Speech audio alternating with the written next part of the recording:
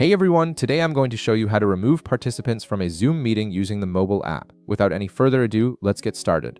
First, open your Zoom app on your mobile device and log into your account. This will take you to your main Zoom dashboard where you can access all your meeting features and controls. Once you're logged in, go ahead and start a meeting. You can either start an instant meeting or join a scheduled one depending on your needs.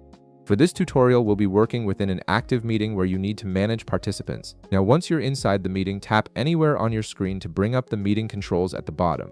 These controls give you access to all the essential features you need while hosting or participating in a meeting, including audio, video, and participant management options. Next, look for the Participants button among the meeting controls at the bottom of your screen and tap on it.